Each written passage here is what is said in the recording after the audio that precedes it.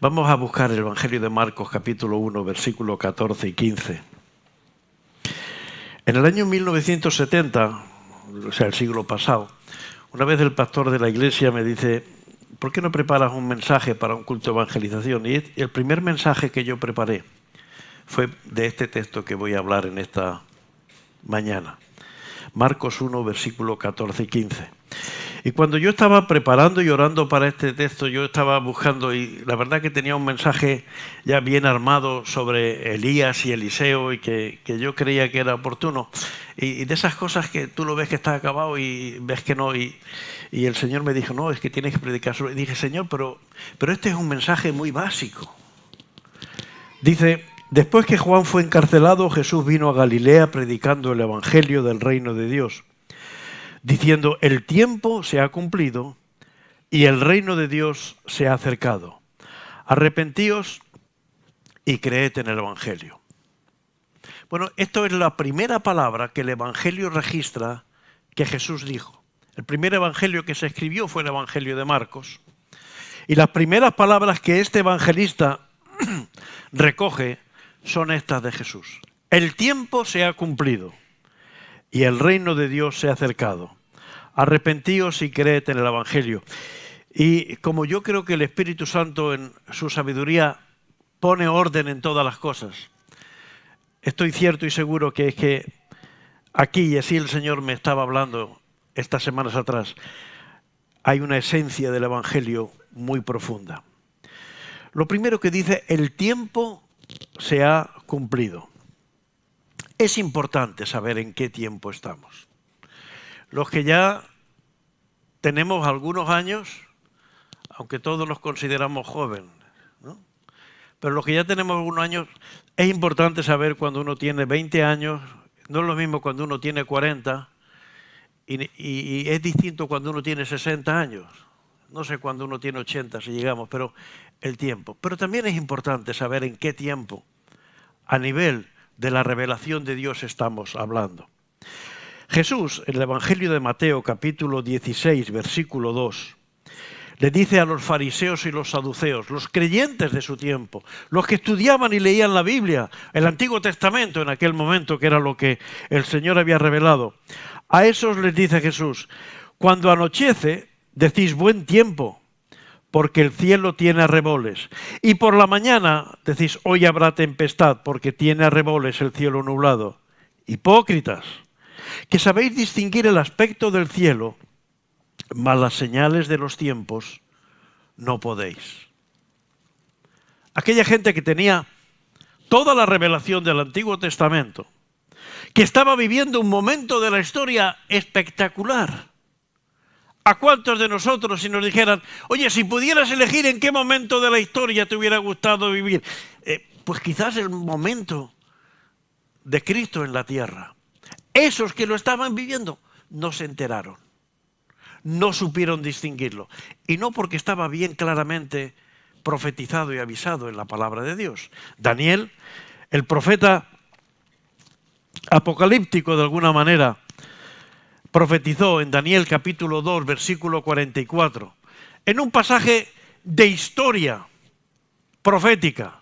No había sido todavía desarrollado todo el imperio, simplemente el imperio babilónico estaba en todo su esplendor, y el rey Nabucodonosor tuvo ese sueño, un sueño del que no se acordaba, y que por culpa de ese sueño quería matar a todos sus consejeros, o sus magos, sus adivinos. Y Daniel dijo: déjame que ore al Señor. Y en Daniel 2:44, en una parte, leer esa historia, se nos predicó el día 31 de diciembre, ¿verdad?, sobre este pasaje. Dice Daniel 2:44: y en los días de estos reyes, el Dios del cielo levantará un reino que no será jamás destruido, ni será el reino dejado a otro pueblo. Desmenuzará y consumirá todos estos reinos, pero él permanece para siempre. En esta profecía, Daniel está hablando del imperio babilónico, del imperio medo-persa, del imperio griego, del imperio romano. Dice: y en tiempos del imperio romano va a venir un reino que va a ser para toda la eternidad. Y estaban viviendo el tiempo del imperio romano. Sabían que había vivido todas esas cosas. En Daniel capítulo 9, versículo 25 y 26, El profeta Daniel, en la profecía que conocemos como de las 70 semanas, dice Daniel 9:25, sabe pues y entiende que desde la salida de la orden para restaurar y edificar a Jerusalén hasta el Mesías príncipe habrá 7 semanas y 62 semanas se volverá a edificar la plaza y el muro en tiempos angustiosos. Y después de las 62 semanas se quitará la vida al Mesías, mas no por sí. Y el pueblo de un príncipe que ha de venir destruirá la ciudad y el santuario, y su fin será con inundación, y hasta el fin de la guerra durarán las devastaciones. En el primer anuncio profético, Daniel dice, va a venir en tiempos del Imperio Romano, va a venir un nuevo reino. Ya estaban viviendo. Pero aquí da un dato. 69 semanas. 69 semanas de años, porque así era el mensaje profético. Eso fueron 483 años. 483 años después de la orden de los reyes de Media y Persia de podéis ir a restaurar Jerusalén, con Zorobabel, con Esdras, con Nehemías. Dice, 483 años después se dará muerte del Mesías. A poco que uno hubiera podido leer y contar, sabía que estaban por el año 480 más o menos. Por lo tanto, estaba a punto. Estaba a punto de suceder la muerte del Mesías. Por eso dice, el tiempo se ha cumplido. ¿En qué tiempo estábamos viviendo? Cuando Jesús nació todo recién acabamos de vivir la Navidad, en aquel pueblecito pequeño, en Belén, y apenas se enteraron los pastores y unos reyes de Oriente que venían, que vieron una estrella. Cuando vinieron le preguntaron y dijeron a Herodes, ¿dónde está el rey de los judíos? Porque hemos visto su estrella. Y él preguntó a los principales fariseos y los escribas, y ellos sabían, tiene que nacer en Belén, pero no se habían enterado. Y ahora, cuando está a punto y empezando el ministerio de Jesús, tampoco se enteraron. De la primera venida de Jesucristo, no se enteraron los creyentes de su tiempo. El peligro que tenemos nosotros es de tampoco enterarnos de la segunda venida de Jesucristo.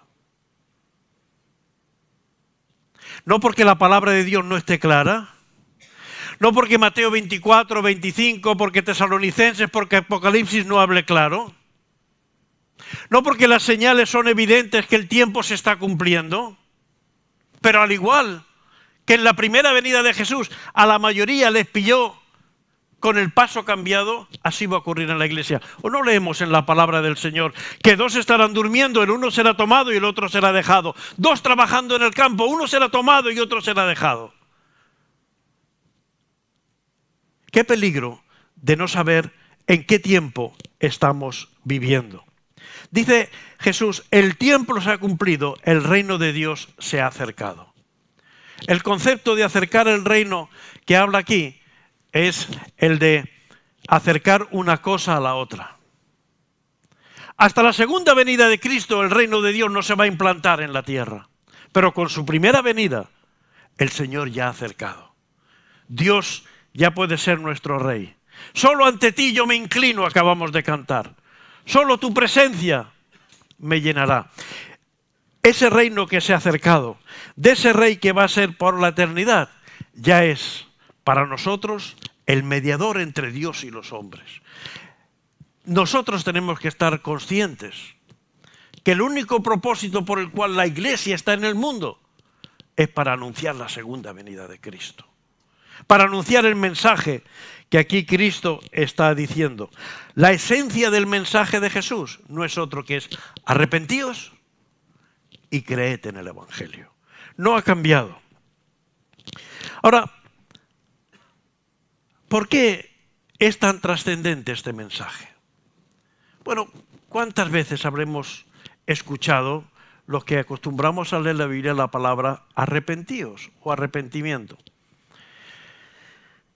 Y si lo hemos escuchado tantas veces, la pregunta es, también los fariseos y los saduceos lo habían escuchado muchas veces. Pero Mateo, capítulo 3, versículo 7, Juan el Bautista, que estaba anunciando la primera venida de Jesús, que estaba anunciando el inicio del mensaje. Dice Juan 3:7, al ver él que muchos de los fariseos y los saduceos venían a su bautismo, les decía: generación de víboras, ¿quién os enseñó a huir de la ira venidera? Haced pues frutos dignos de arrepentimiento. Hay arrepentimiento que no es sincero, que no es auténtico, que no es el arrepentimiento que Dios quiere. Hay arrepentimientos que simplemente creemos que es, dice Juan que nos bauticemos, pues vamos a bautizarnos. Dice Juan que hay que pedir perdón, pues pedimos perdón. Pero no hay frutos, no hay obras, no hay trascendencia para nuestras vidas. Simplemente es una mera cuestión de cumplir un requisito. Vengo al culto, doy la ofrenda, llevo una Biblia, pero no hace falta nada más, ya eso se ve que soy cristiano. No, hermanos, ese es el arrepentimiento del cual Jesús no quería hablar. Ese es el arrepentimiento que condena Juan el Bautista. Hay un ejemplo muy claro del arrepentimiento que Dios quiere. Fue de un hombre el cual el rey Saúl le dijo: quiero que seas mi yerno. Para entonces el rey Saúl y él se llevaban mal. Y el rey Saúl decía: no estoy muy contento. Dice: quiero que seas mi yerno, pero mira, para serlo tienes que matar a 100 filisteos, a 100 de mis enemigos. Bueno, como todo buen suegro, cree que los yernos nunca están a la altura de las hijas, ¿verdad? Son los que tenemos hijas lo entendemos, los que no tenéis hijas pues no lo entendéis tanto, pero nos preguntáis luego. Y le dice: me tienes que matar a 100. Y aquel hombre dice: te voy a demostrar que quiero mucho a tu hija. Y mató a 200. Y luego, una vez casado y ya establecido como rey, pues se enamoró, se encaprichó de una chica joven, guapa, la dejó embarazada y dijo: uy, ¿cómo tapo esto? ¿Cómo hago que no se enteren? Bueno, mato a su marido. Y primero dejó embarazada a la pobre mujer, luego mató al marido. Como ya se dijo la semana pasada, ¿lo queremos como pastor de nuestra iglesia, alguien así? ¿Lo queremos como anciano, como predicador de nuestra iglesia? Porque Jesús lo quiso como uno de sus hijos predilectos. Sí, ya sé que muchos estáis adivinando que estoy hablando del rey David. ¿Y quiere esto decir que es que le gusta a Dios la violencia? De ninguna manera. ¿Que la moralidad o la sexualidad podemos tomarla a la ligera? Nada de eso pone la Escritura. O que el fin justifica los medios. Y bueno, como David al final hizo tantas cosas buenas y fue el gran rey David, bueno, pues el fin... No, nada de eso sirve. De hecho, este rey, cuando ya había vencido a todos sus enemigos y había puesto la paz, dice Primera de Crónicas, capítulo 22, versículo 8, dice: voy a edificar un templo. Voy a edificar un buen templo para Dios. Hasta entonces, el arca y el templo de Dios era el tabernáculo que había hecho Moisés en el desierto. Apenas unas lonas. El rey tenía su buena casa, el rey tenía su buen palacio, pero estaba en unas lonas la casa del Señor. Dice: voy a hacer una buena casa. Pero en Primera de Crónicas, capítulo 2, versículo 8, dice: mas vino a mí palabra de Jehová diciendo: tú has derramado mucha sangre y has hecho grandes guerras. No edificarás casa a mi nombre, porque has derramado mucha sangre en la tierra delante de mí. Dios lleva un registro de todo lo que nosotros hacemos. Dios sabía. Y es verdad que Él dijo: yo quiero llamarme hijo de David. Las primeras palabras se nos predicó el domingo pasado del Nuevo Testamento. Jesús, hijo de David y de Abraham. De un hombre tan sanguinario, de un hombre tan violento, de un hombre al cual Dios le dice: no puedes edificar. ¿Qué es lo que tenía David para que Dios fuera así? Su arrepentimiento. Su arrepentimiento era completo. Como dice Samuel, era un hombre conforme al corazón de Dios. Él no vivía de las apariencias. Él no vivía de lo que los demás vivían. Él quiso vivir de lo que el Señor mostraba en su corazón. Y las palabras arrepentimiento y la palabra pecado con toda su crudeza, y David vivió el pecado en toda su crudeza y pagó las consecuencias, pero su arrepentimiento fue genuino. Cuando yo miro tantos y tantos mensajes, la palabra arrepentimiento la escucho cada vez menos, y la palabra pecado la estamos cambiando. Bueno, hay errores, hay debilidades, hay circunstancias. Y hermanos, a veces tengo el presentimiento que nos pasa lo que le pasaba al pueblo de Israel en tiempos del profeta Isaías. Isaías capítulo 30, versículo 10. Parece mentira, pero es un texto de la Escritura lo que voy a leer. Isaías 30, 10. Los que dicen a los videntes, no veáis, y a los profetas, no nos profeticéis lo recto. Decidnos cosas halagüeñas, profetizad mentiras. No queremos mensajes que nos acusen. No queremos mensajes que nos desnuden delante de Dios. Queremos mensajes que nos edifiquen, que nos fortalezcan, pero que nos fortalezcan diciendo, el Señor es bueno y para siempre es su misericordia. Una verdad inconmensurable. Si el Señor no fuera bueno, aquí no habría nadie en la tierra ya. Si el Señor aplicara los principios que aplicó con Ananías y Zafira, las iglesias estarían vacías, hermanos. El Señor es bueno y para siempre es su misericordia. Pero no podemos dejar de decir lo que el Evangelio dice. Y entre la primera y la segunda venida, lo trascendente es cuántos hombres y mujeres van a arrepentirse de sus pecados y estar preparados para que Jesús venga. El Salmo 51 es la más extraordinaria expresión de lo que implica un arrepentimiento. Es el arrepentimiento de David. ¿Por qué David, habiendo hecho cosas tan mal como las había hecho, pudo ser el que de su descendencia nacería el Mesías? Y fue por el arrepentimiento. No fue por sus conquistas, no fue por su gran amor al pueblo de Dios. Su arrepentimiento es lo que lo cambia y lo diferencia.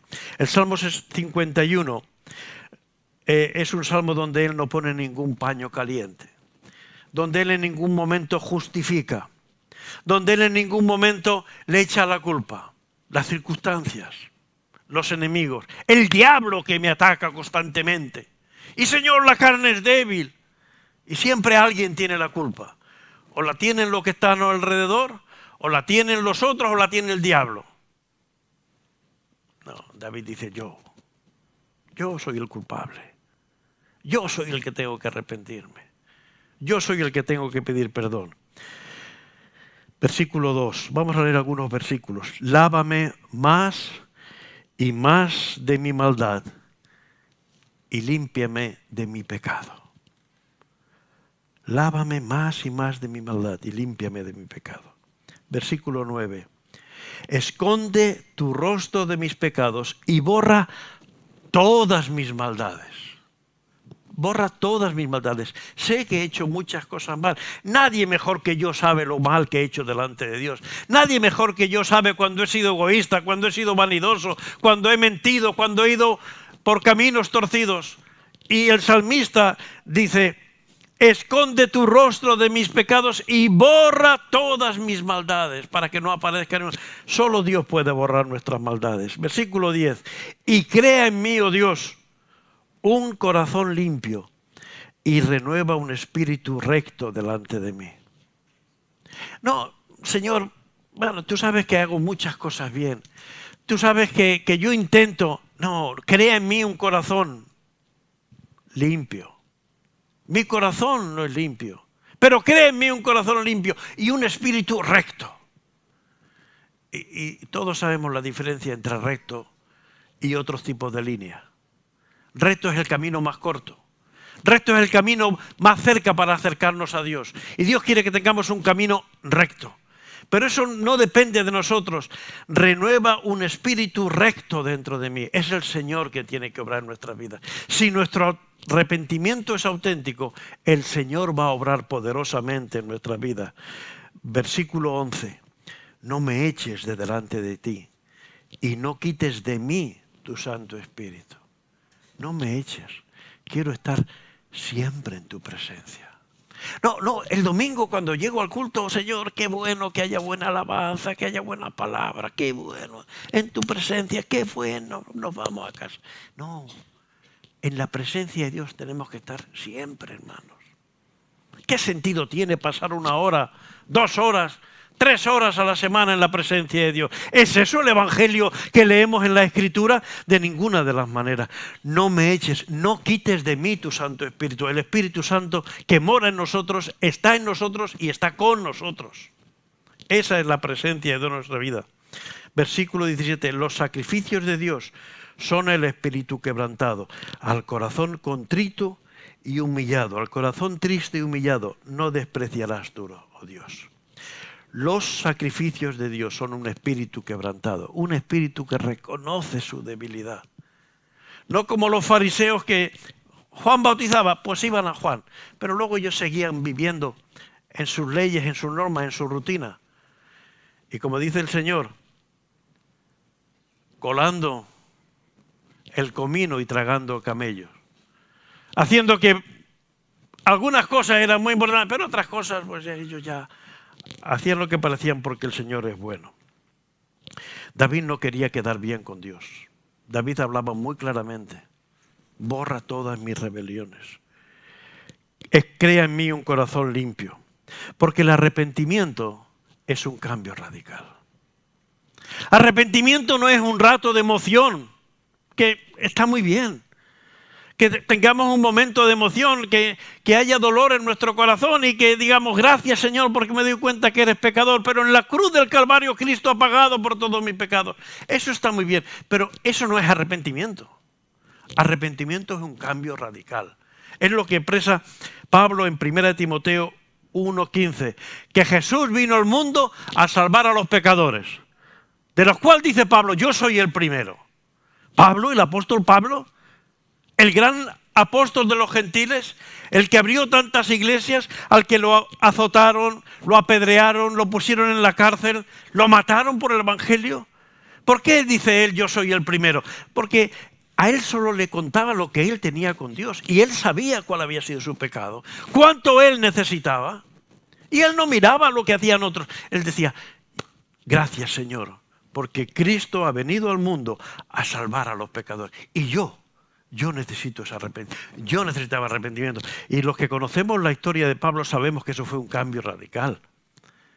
El cambio de Pablo no fue, bueno, como sé tanto de la Biblia, Pablo posiblemente sabía el Antiguo Testamento de memoria. No el Salmo 23, que no sabemos alguno, el Antiguo Testamento. Él podía entender muchas cosas. Pablo estuvo 3 años después de convertirse en Arabia viendo toda la revelación de Dios para luego ponerse a predicar. Pablo no tenía la epístola de Efesios ni la epístola de Filemón que nos van a predicar próximamente, ni el Apocalipsis, pero con el Antiguo Testamento pudo predicar este evangelio tan glorioso que leemos en sus epístolas. Era un cambio radical, no era un cambio de momentos. Eso es el arrepentimiento como Dios quiere. Cuando a veces veo algunas versiones de la Escritura, en el estudio bíblico a veces tenemos diferentes versiones. Veo que algunas versiones tratan de quitar asperezas al Evangelio, algunas de las versiones más modernas. Y palabras como arrepentimiento, como pecado, lo traducen por errores, por equivocaciones. No, hermanos, pecado es pecado. Y Cristo ha muerto por mis pecados. Y como hemos cantado, en la cruz, no de una manera cualquiera, de la manera más vergonzosa que había en ese tiempo y quizás de la manera más dolorosa. Él dijo: si es posible, pasa de mí esta copa, pero hágase tu voluntad. Y Él pagó por mis pecados. No endulcemos el Evangelio. No quitemos crudeza, porque Jesús pagó hasta la última gota de su sangre por mis pecados. Y si en el Calvario había una cruz, emblema de afrenta y dolor que hemos cantado, era por mis pecados. Y yo siempre amaré esa cruz. De su sangre dio el Señor por mí. ¿Qué arrepentimiento queremos tener? El de los fariseos que cumplían el paripé. Bueno, pues por si acaso Juan lo que dice es verdad, nos vamos a bautizar. Bueno, vamos a quedar bien, nos toca ir a la iglesia, vamos a dar nuestra ofrenda, vamos a saludar a los hermanos, que el Señor te bendiga, que el Señor te bendiga hasta el domingo que viene. ¿Es eso arrepentimiento? Es lo que Jesús dijo cuando dice, no sabéis distinguir el tiempo. ¿Qué tiempo estamos viviendo? Estamos viviendo tiempos tremendos. Estamos viendo que Australia se está quemando por muchos sitios. Hace unos meses era el Amazonas, que si se deshielan los polos, que si el plástico invade los que si el cambio climático. ¿Alguien está pensando que la tierra está gimiendo, esperando la manifestación de los hijos de Dios, o nos vamos a quedar con el mensaje del cambio climático? Nos vamos a quedar con el mensaje que si reciclamos la basura, el plástico aquí, el cartón allí, que todo eso está bien. Pero la naturaleza está gimiendo, esperando la manifestación de los hijos de Dios. El mundo no se va a arreglar porque reciclemos o porque dejemos de caminar, de contaminar. El mundo tiene un problema y se llama pecado. Y los que tienen que denunciar esa realidad son los que dicen que somos hijos de Dios. Porque entre la primera venida de Cristo Jesús y la segunda va a haber y tiene que haber hombres y mujeres arrepentidos. Ese es el mensaje que el mundo necesita. Todos los demás son paños calientes. Que tienen su necesidad, yo no lo dudo. Pero este es el gran mensaje. Cuando venga Jesús, ¿hallará fe en la tierra? ¿O se va a encontrar simplemente iglesias que hacen los cultos y que están muy bien? Hay tres cosas cruciales en el Salmo 51 que revelan cuál es un verdadero arrepentimiento y cuál es un arrepentimiento de circunstancias. ¿Qué es una emoción o qué es una vivencia? La primera es una limpieza personal. Esconde tu rostro de mis pecados y borra todas mis maldades. Esconde tu rostro de mis pecados y borra todas mis maldades. Hermanos, Dios quiere borrar todas mis maldades. Y que yo pueda presentarme delante del mundo, no diciendo, mira, yo tengo mis defectos y tal. No, yo soy un hombre arrepentido delante de Dios. Y yo quiero ser un testimonio vivo y real. Porque eso necesita nuestra sociedad. Ya basta de que los políticos vivan vidas a medias. Ya basta de que los religiosos vivan de cualquier manera. Pero los hijos de Dios tenemos que vivir una vida de una forma contundente y plena. Tenemos que vivir una vida de Dios donde nuestras rebeliones, no porque nosotros somos buenos, han sido todas borradas por la gracia y por la misericordia de Dios. La segunda cosa, no me eches de delante de ti, no quites de mí tu Santo Espíritu. Vivimos siempre en la presencia de Dios, no en la iglesia. Claro que en la iglesia es fácil estar en la presencia de Dios. Pero al salir hoy a la comida, esta tarde, esta noche, mañana, en nuestros quehaceres diarios, en nuestra vida familiar, con nuestros amigos, con nuestra familia, vivimos en la presencia de Dios. No me eches de delante de ti. Dios no te va a echar. Lo que pasa es que nosotros hacemos un paréntesis entre la vida de iglesia y el resto de nuestra vida, pero así no lo hace el salmista. Dice, yo me he arrepentido, no me eches, no apartes de mí tu Santo Espíritu. Donde ya está el Hijo de Dios está el Espíritu Santo. Y donde está el Espíritu Santo, lo que se habla, lo que se dice y cómo se dice es conforme a la voluntad de Dios. No puedo entender que un cristiano blasfeme, no puedo entender que un cristiano tenga el mismo lenguaje que un no cristiano. No lo puedo entender. Quizás sea que yo no lo entiendo, pero hermanos, no veo que eso sea lo que dice Jesús. Yo no creo que nadie delante del Espíritu Santo hablaría de cualquier manera. Y tenemos que vivir esa realidad. Eso es un verdadero arrepentimiento, una limpieza personal, estar siempre en la presencia de Dios y tener un testimonio poderoso. Señor, abre mis labios y publicará mi boca tu alabanza. Abre mis labios y publicará tu boca tu alabanza. David no podía hablar de lo que él había hecho mal, pero podía hablar de lo que Dios había hecho bien. Abre mis labios y publicará mi boca tu alabanza. Son tres cosas cruciales. Una limpieza personal, una presencia de Dios constante en mi vida y un testimonio poderoso. Y como decía Spurgeon, porque algunos dicen, bueno, yo es que no sé predicar el Evangelio. Spurgeon decía, tenemos que predicar en todo tiempo. Y si hace falta, ya hablaremos. Predicar no es hablar. Predicar es vivir la vida conforme a la voluntad de Dios. Y eso hará que la gente pregunte, ¿pero tú por qué haces esto? ¿Pero tú por qué hablas de esta manera? Y luego tendrás oportunidad de hablar. Pero es mi vida, es tu vida, es nuestra vida lo que tiene que cambiar. Si estas tres cosas están en nosotros, si estas tres cosas, una limpieza personal, yo delante de Dios arreglando mis cosas, una presencia de Dios constante en mi vida y un testimonio poderoso, si estas tres cosas están en nosotros, dejaremos de ser cristianos cerillas y empezaremos a ser cristianos faros. ¿Por qué la diferencia de cristianos cerillas y cristianos faros? Si yo enciendo una cerilla, al cabo de, 40 segundos, 20 segundos, depende de lo larga que sea, ¿qué habrá pasado? Se habrá apagado. Así pasa muchas veces en la vida de los creyentes. ¡Oh, gloria a Dios! ¡Qué hermoso! ¡Qué tiempo de alabanza! ¡Qué bien el Señor me habló! El Señor... Pero se acabó la cerilla y se acabó el culto y se acabó la reunión. Pero mirad, a las 10 cuando empezamos, estos faros ya estaban alumbrando. Llevan 3 horas y siguen alumbrando. Así nos quiere el Señor. Unos faros que alumbremos constantemente.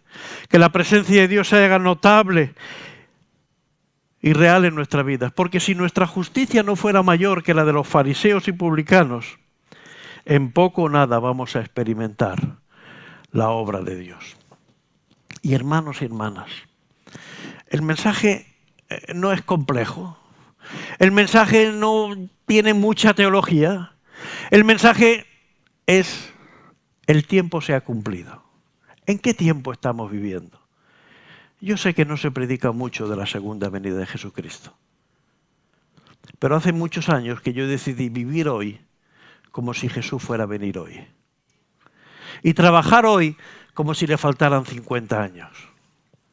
Porque va a venir Jesús hoy, ya no tengo nada que hacer. No, yo tengo que seguir trabajando hasta que Él venga. Pero vivo hoy esperando que Jesús venga hoy. Porque sí me invita la palabra de Dios. Este Jesús que habéis visto ascender, Él mismo volverá a bajar.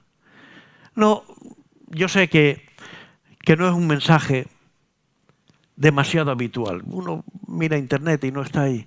Pero hermanos, el tiempo se ha cumplido. Hay muchas de las profecías del Señor que están cumplidas.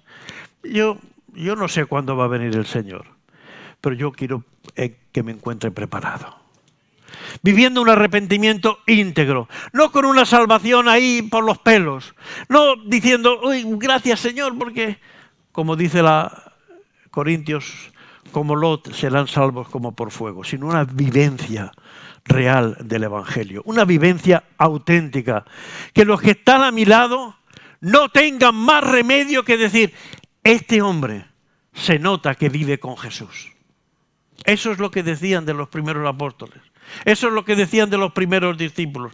¿Y cuál diferencia hay entre nosotros? Ellos estaban entre la primera y la segunda venida de Cristo, igual que nosotros. Ellos creían que Jesús iba a venir pronto. Y nosotros, yo creo que va a venir pronto. Yo no sé si va a venir en esta década. Ya estoy viendo que va a venir. Yo no sé cuándo va a venir. Yo vivo hoy, porque a lo mejor yo hoy me voy con el Señor y quiero irme a punto, preparado, con un arrepentimiento, con una vida limpia, íntegra delante de Dios. Quiero irme con la presencia de Dios, una realidad en mi vida y con un testimonio poderoso. Eso no es un cristiano extraordinario. Eso no es para Pedro o para Pablo. Eso es para mí y para ti.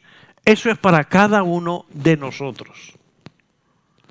Hay un himno que he pedido que cantemos al acabar este mensaje. Y permitidme acabar leyendo algunas estrofas. Creo que los coros que cantó el grupo de alabanza nos ayudaron mucho a sintonizar en cuanto a la adoración y al reconocimiento del Señor. Pero dice este himno: yo escucho, buen Jesús, tu dulce voz de amor, que desde el árbol de la cruz invita al pecador. Yo soy pecador. Y yo quiero cantarlo con esa confesión. Yo soy pecador, nada hay bueno en mí. Ser objeto de tu amor deseo y vengo a ti. Lo que hay bueno en mí es lo que el Espíritu Santo ha puesto. Las otras cosas que hay en mí, bueno, también yo conozco muchos amigos que son honrados. También yo conozco muchos amigos que hacen las cosas lo mejor que pueden. También yo conozco muchos amigos que no conocen al Señor y no matan, no roban, no. Pero los cristianos decimos: yo soy pecador. Ser objeto de tu amor, deseo y vengo a ti. Tú ofreces el perdón a toda iniquidad. No hay pecado que el Señor no perdone.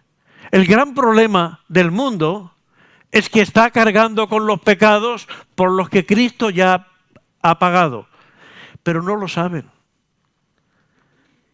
¿Quién va a ir a decírselo? ¿Va a ir el presidente del gobierno? ¿Va a ir la Comunidad Europea a dar un edicto? No, tenemos que ir tú y yo. Tenemos que ir tú y yo a dar ese mensaje, que la gente sepa que el gran problema es el pecado y que ese pecado ha sido pagado en la cruz. Tú ofreces el perdón a toda iniquidad, si el llanto inunda el corazón que acude a tu piedad. Yo soy pecador, ten de mí piedad. Dame llanto de dolor y borra mi maldad.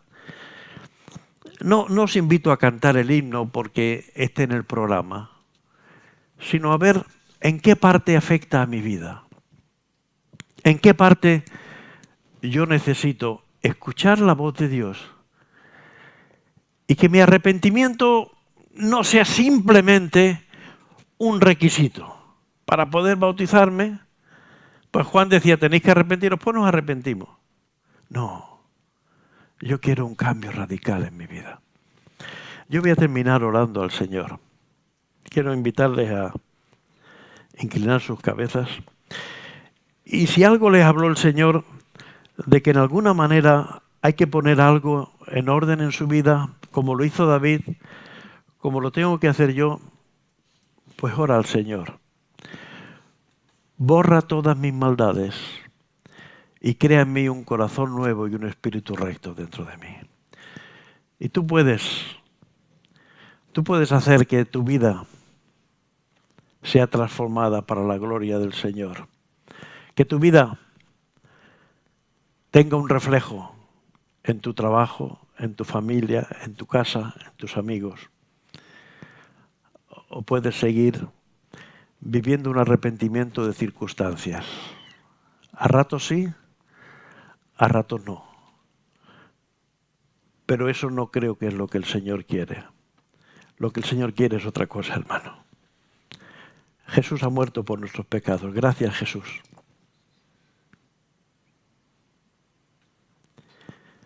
Porque tú has pagado por lo peor que había en nosotros. Por lo peor que había en mi vida.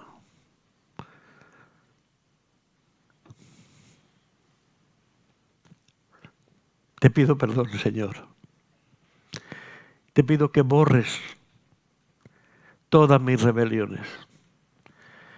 Pero te pido que tu presencia no falte nunca más en mi vida. Que yo no rechace tu presencia. Que yo no entristezca al Espíritu Santo con mi conversación, con mis actos, con mi caminar de cada día. Y Señor, que mi vida sea un faro que alumbre a otros para encontrarte como Señor y Salvador. Una vida limpia, una presencia constante y un testimonio fiel. Perdona, Señor, lo que no he hecho hasta ahora, pero úsame para hacerlo de aquí ahora. En el nombre de Jesús. Amén. Que el Señor les bendiga, hermano.